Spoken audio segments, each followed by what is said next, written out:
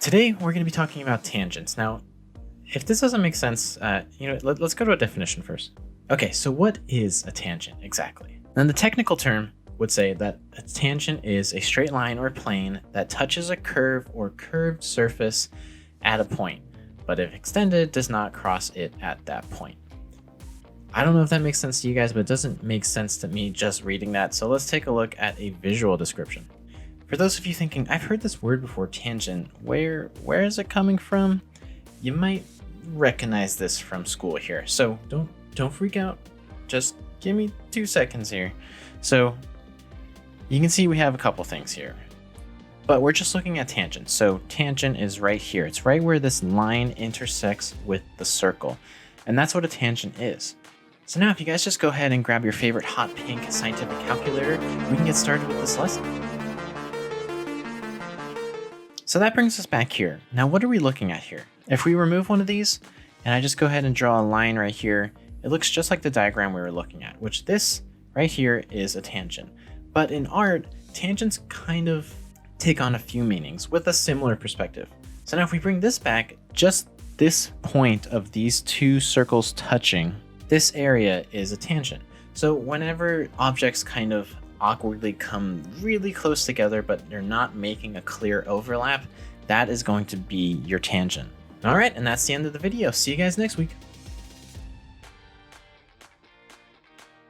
All right, just kidding. Let's actually talk about how we can go about fixing these tangents and not putting them in our future pieces of work. So the best way to avoid tangents is to make your intention really clear. So either have strong overlap or have a strong distance between them that seems very intentional, not timid. So if we came in and we removed this red line here, we can see that we have a strong, for sure, overlap of this circle right here. It's definitely getting covered by that one. So this one kind of takes out the tangent. Now, what I mean too about having a strong distance between each other is that you can see that these guys have enough room that even if we were to zoom out of this picture, you could tell that they are distant from one another. Overall, the point I'm trying to make here is just scooting it in this much does not really fix the fact that that's still a tangent, and just scooting them off just a little bit also doesn't really change the fact that you still have a tangent within that area. You know what, I can do better than circles and red lines for you, so let's jump a little more into some better visual definitions. So as I learned it, there are types of tangents. Now I do want to give credit that the person I learned this from is Eugene Huang. If you guys don't know this artist, you can go ahead and check out his work anywhere. He has an Instagram and all that stuff. His stuff is really cool, and he taught tangents really well. So Eugene, I'm gonna be stealing from you a little bit here, but when you teach really good, what can I say? So the first type of tangent is going to be a kiss. Now we just went over this one, and this is basically going to be where any point just kind of converges with some sort of a line. So something like this where you have a circle connecting to a line, and then you can even have a point connecting to a line. Really, it could be any shape. As long as you just have two objects, it could be a shape and a line, or two shapes that are just barely kissing. Make sense? The next one you have is parallel. Now this one's going to refer to when you have kind of like uneven shapes that are kind of following the same rhythm. And it doesn't have to be exact. There can be small variations going on in the line, but the overall theme is creating a parallel, kind of really fluid motion. We'll discuss that more in a second. Sharing is going to be when you have objects that are sharing the same line with each other, where it's not necessary and it's not creating any kind of overlap. So if I were to draw another square here that is coming down, you guys can see that it is sharing this bottom line right here. So that would be a sharing tangent. This also happens with other shapes as well, where even if I just stuck a triangle on the side here, this edge right here is a sharing tangent. Continuous can be a bit hard to define, but continuous is essentially where you have lines that are really close to being connected with each other, but they're not quite connected, if that makes sense. So as I'm drawing this diagram, you guys can see that I'm kind of drawing some broken lines here. Now, what you can see through these lines is that your eyes are kind of connecting the dots, and in a picture that might not always be intentional. What I'm talking about is you're probably seeing an imaginary line going through here, you're definitely seeing that these lines are about on the same plane, so your eyes are kind of completing that. You can even see that in some cases you have where your eyes just want something to come down and touch, or even when you have something lined up like this, your eyes might do something where they're just kind of visually following the trail that is given. This one will make more sense when I show it in the terms of an illustration. So broken down into some sort of weird visual looking language, this is what the types of tangents are. But it doesn't necessarily make sense when we're just looking at it like this, right? So let's apply it to some real world illustrations and scenarios that you might find yourself in, so that way it makes a little more sense. So let's talk first about kiss. So here in this picture, we have a framed illustration, right? It's framed pretty well. We have our guy off to the thirds and all that. Now, where the tangents in this scenario can take place is based on where we put our figure within the frame that we're given, right? So this could be the size of your paper. This could be, if you're working on storyboards, the size of the panel, comic books too, right?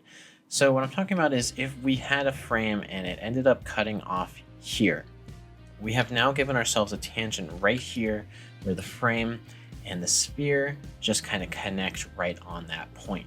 Now this can happen no matter how we really kind of orient the framing. So again, if I was to move it down to here, you can see that the head right there on the hair is now creating a tangent. And it's really something you have to look for with all angles. So even if I went to a close-up framing like this, you can see that right here, I'm accidentally creating another tangent with that spear, and it can really go anywhere. If I were to even just kind of pull this up a little bit, we're now creating kind of an awkward framing device, but also a tangent with the shoulders going on right here. So this is something to consider not just when you're drawing objects next to each other, but also with how you're framing your pictures. Let's try this one in a different scenario. So here we have a silhouetted figure, and maybe we want to start drawing our figure in some sort of a background, so we give them a room, right? Now, what you're going to see a lot, and what you might have also experienced or done a lot too, when you're kind of beginning to learn about tangents and how to fill an environment and all this stuff, is that you might end up placing the room somewhere into the section around here where you're kind of covering that corner, and this is causing a whole mess of problems. So if I came in and kind of cleaned up some of that stuff, you can't see it anymore. Just because it's not there doesn't make it a problem. Not knowing exactly where this line is kind of forces your viewer to draw a line on your figure. Now, not only that, that's not really the point that I'm talking about here. We're talking about kissing angles.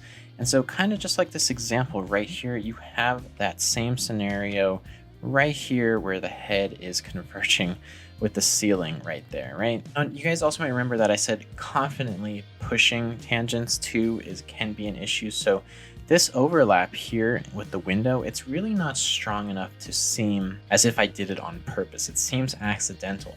Realistically, I should have pushed him or the window more this way, so it's more confidently behind him, or have had him moved over a little more, or just kind of have our windows spaced off to the side. So you guys can see right here, you do have that kind of kissing tangent with the elbow right there. Yes, there's a little bit of overlap, so it's not a perfect kissing tangent, but again, you want to confidently push things. So if we take a look at two of these environments where one is spaced out without all those overlapping tangent shapes, you can see that one has much more dimension, and one, because of all the awkward tangent points, it's becoming a little flatter. Moving on to parallel, we're going to take our same silhouetted figure here, and again, we want to put him into some sort of environment, right? And that's really where tangents start happening in illustrations. Environments or people next to each other, that kind of a situation. So we're going to throw in a ground plane, and maybe let's just throw in, I don't know, a fire hydrant and a dog next to him, something. We're starting to fill our space. This can literally be anything. It doesn't have to be exactly like this.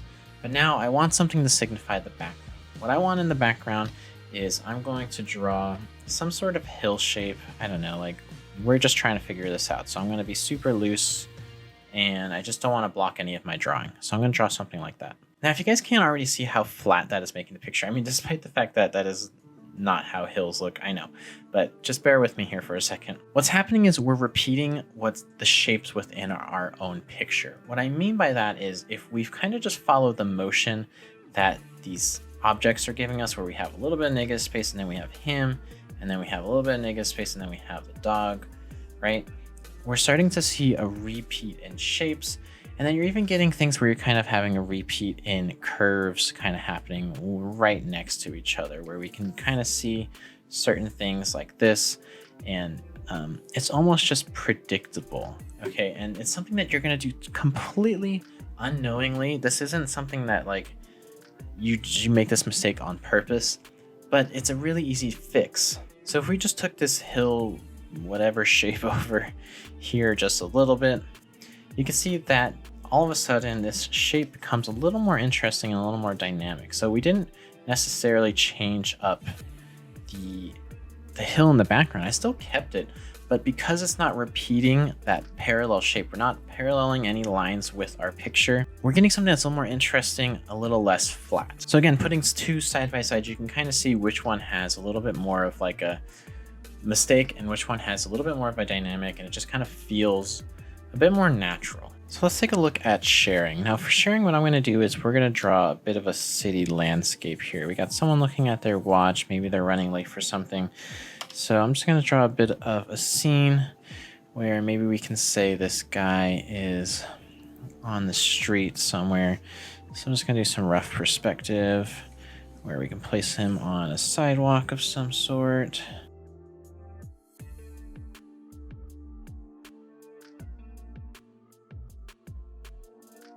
Okay, so now that we have our landscape in here, where does sharing happen? Well, sharing happens when we start placing some details usually. So let's say that the building behind him is a store or something, right? It has a door. So I want to place the door somewhere around here, and we're going to come through and place some of the details around here. And you guys can already kind of see what I'm doing, right? So we have touching points here. We're sharing the same line as the face here. It's matching up and lining up with the leg here as well. And we're getting this really awkward tangent in the arm. So even if we came in and erased, it's still kind of creating this weird intersection with the arm there. And this kind of continues, and it's just something that, like, obviously if you're looking at this, you're like, I'm not going to do that, but it's something that we kind of subconsciously do. So if I were to maybe draw, this was like an automatic door, and I drew another split here, you guys can see that all of a sudden it starts sharing the space with the arm.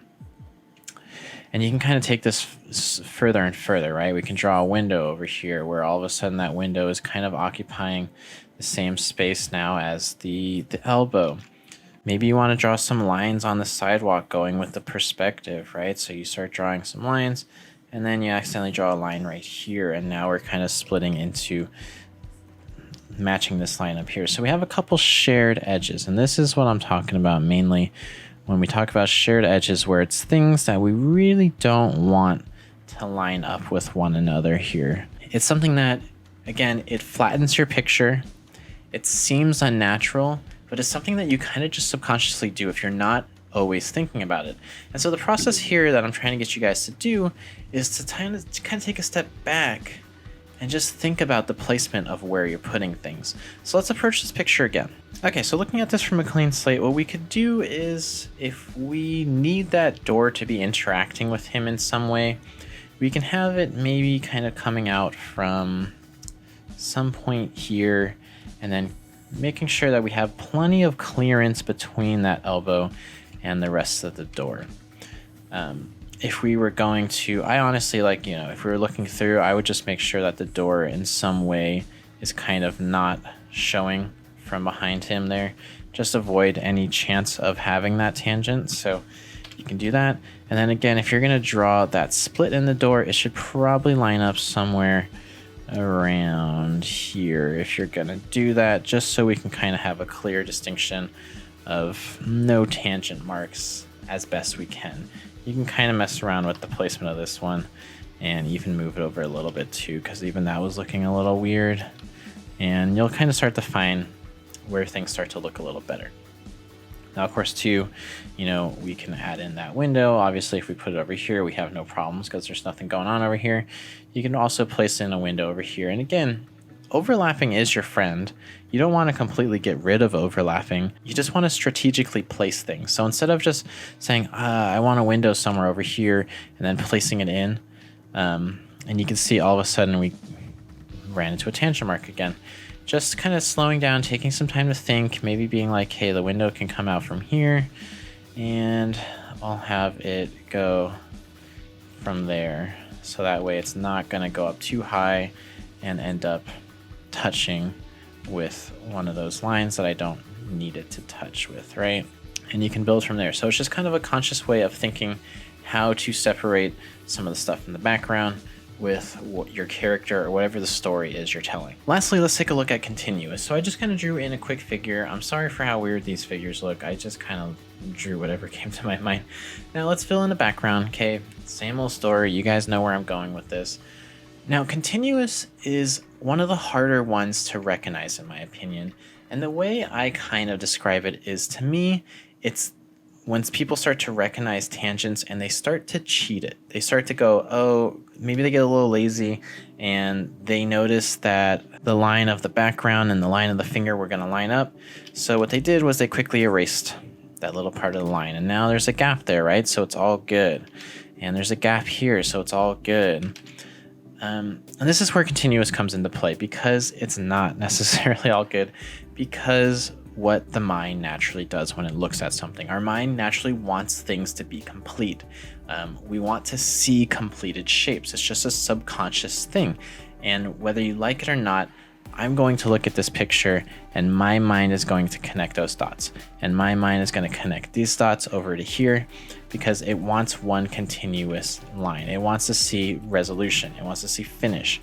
And you can continue this process. You can really see, so like, you know, these hills that I threw in the background, it's going to want to connect to there. We left quite a big gap here. So you can see that this is going to want to connect to here. My mind even might want to fill this in and just kind of wonder, where is that going? Why is it blank? If you have something like, I threw this in as to say, like maybe he's by a river or water or something like that. And you can see that this is lining up perfectly with the bottom of his sweater. That's also a continuous line issue. And it can come into things that you don't expect either, like this table and vase that I added next to him. I know this perspective doesn't work, by the way, so don't judge me too much on that. But it's like if it came in and it really lined up with that, you can start to kind of see that connection. And just for the bonus points, I threw in a kissing tangent right there where you guys can see that that's not a confident enough amount of gap between the table and his hand. So that's also a tangent. So really with this one, what I'm going to say is don't cheat it. If you're starting to recognize this, that's really a great thing. You should use that and start to kind of learn from it. Don't get lazy, just place things differently. If I was going to come in and just make one easy fix on this one, I could just come in and take that background and then place it maybe just a little bit lower, depending on if it works with the perspective of my picture, right? So I can just come in and lower it and make sure that works, looks good to me. And then of course I can go in and change all the other things that I was mentioning. But as you can see, that really fixes the problem much better than me having this line that goes from here to here and then just saying, ooh, it's a tangent, that's good enough. Because it is something that, whether you want it or not, again, people are going to see it and they're going to connect that whether they choose to or not. It's a subconscious thing. All right, and now I send it on to you guys. So your challenge here would be to take out some of your old drawings, your old illustrations, and break them apart. Look for tangents. See if you find any. And, you know, sometimes working on old art is not necessarily fun, but maybe just thinking or having a process where you just kind of break down what would you do to change it now that you know this stuff. And let me know in the comments, did this help? Did you guys know about tangents? Is this your first time hearing about it? And how might it change your work? Other than that, guys, this is the end of the video, so thank you for watching, and I'll see you next time.